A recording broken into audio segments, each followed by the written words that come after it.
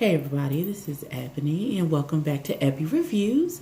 This is going to be my review and recap for the Millennials of Dallas season 3 episode, the season premiere of season 3. Let's see, what's it called? It doesn't have a name. It's just called, it's just the season premiere. All right, so this is a YouTube show following young entrepreneurs of color from the LGBTQIA community in the city of Dallas, Texas. This is season 3. Season 1 and 2 are kind of convoluted, but it is where I first saw our lovely Markel, who is now a cast member of Chasing Dallas. So, there are several different people on the show. It seems to be a lot, so I am just going to speak on those who are in this episode, and we'll add more as more show up. So this episode starts off with Malcolm, who is the owner of the production company that produces this show. I'm assuming this is his show. So Malcolm was called over to JT's house. JT does marketing and branding, and he called Malcolm over because he wanted to make an announcement to him and talk to him about some business ventures. Before JT could even say what the business venture was,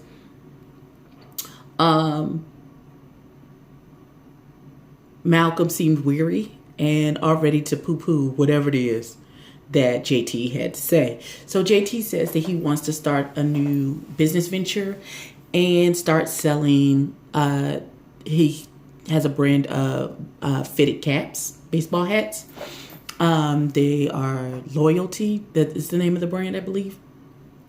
And he was like, yeah, I want to start marketing and selling my hats, and Malcolm is like, well, you already have one business and you don't seem to be paying that business too much mind. So, how is it that you're going to start a second clothing brand if your marketing business that you already have currently, your marketing and branding business, you aren't doing the best of your ability with that, and you're going to you're already split attention between that and the brand of hats. And so JT is like, well, Jesus Christ, I mean, I can't walk and chew gum at the same time, so trust me, don't poo-poo, don't be a dream killer, don't kill my vibe, bitch, blase bloom blue blue. So he said, well, you told me that you were doing this branding, but I haven't seen you brand anything, haven't seen you market anything with your marketing business. So, and he was like, well, you have seen some of the logo work that I've done. 3 of my clients, personally. So yes, you have seen me do something with that particular business, and that business will continue to flourish. I just want to expand and do something over here. And he was like, all right, you told me, I'm going to just shut my fat ass up. I said, oh, okay, well, he told me to shut my fat ass up. So I shut my fat. Okay, you know what? I'm not going to do this. So then JT tells Malcolm, I would like to do a networking event. He's like, I have run into a lot of young entrepreneurs in the last year or so. And, I think it would be a good time, a good idea to get everybody together. I think it's going to be at Top Golf. He's like, where we can network and be helpers one to another when everybody has all these good things going on. It would behoove us to work together. His hair all the way down my butt. So Malcolm is like, yeah, that sounds like a good idea.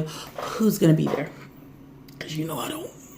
The last time we had a networking event with someone that you were associated with me. I cussed that fool out and almost had to kick his butt. So who all gonna be there?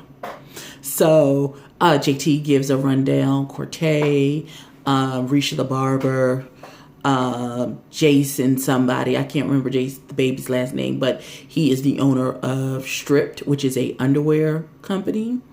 A couple directors, Blaze Bloom, Blue to Blue, and Malcolm and Amir, who runs a nonprofit. And so Malcolm is like, yeah, no, I'm going to be busy. And JT was like, well, I ain't told you the dates. He's like, yeah, whatever those dates are, I'm going to be busy. He said, I'm pulling back to work on, my production company. And I got a lot of things going on and I got a lot of projects. And, this spare tire, we're trying to hide her. Maybe I need a waist trainer. Oh, God, I'm so fat. Okay, moving on. Sorry, I got ADHD. Welcome to my life, y'all. So Malcolm is like, yeah, thanks, but yeah, return to sender. I don't. No, girl, I'm gonna be busy that day. But again, I haven't told you that. Yeah, I'm gonna be busy. Don't worry. Don't even worry about that. So he's like, okay, cool, fine, whatever. So we then go to a scene with, is it JT and Amir? And so they're sitting down and I guess they're discussing the networking event. And Amir says to JT, I would like to help you with the marketing, with your marketing business. I would like to be a part. I'm really good at marketing, blase bloom, blue, blue. I can sell you the clothes you are wearing on your body. So JT doesn't seem to take too well to the offer of assistance from Amir. He seems to get a little attitudinal for no apparent reason. I'm not sure what that's about. Maybe we'll find out later. I do not know. But, he kind of gives him a little attitude about the offer of help. And he's like, well, I've never seen you market anything. And then he was like, well, I have a whole non-profit organization that I do marketing for. You don't see, here are my fruits. Check them out. So JT is really like, yeah, no. So the same way that Malcolm poo-pooed JT then turns around and do the same thing to Amir. And so Amir is like, okay, wonderful. Get out of my home. Thank you. Out of my Caucasian home. Thank you so much. I appreciate you.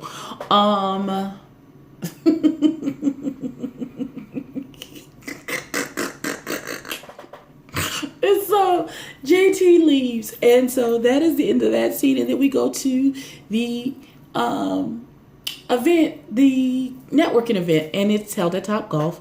Everyone is there. Everyone seems to be getting along. Everybody's introducing themselves, giving a brief synopsis of what it is that they do. Like I said, Risha the barber, who has been a barber to like Roy Jones Jr. and several, and looks like David Mann.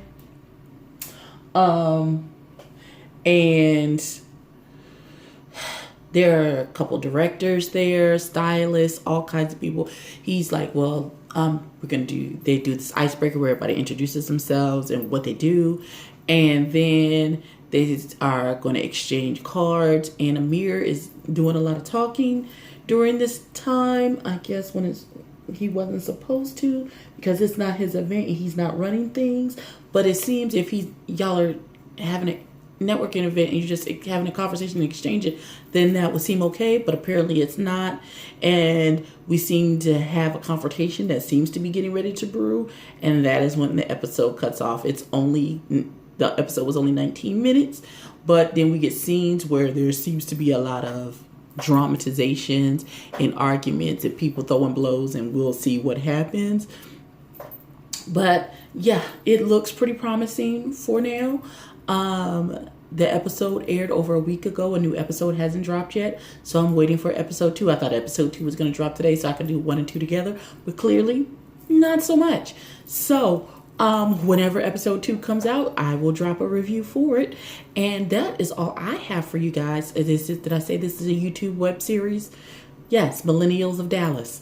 Under Malcolm, honey, what's your name?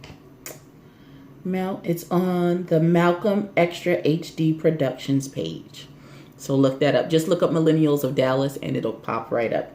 So that is all I have for today. Please like, comment, and subscribe. Click the bell so you get a notification every time I drop a video. And I will catch you in the next one. Peace.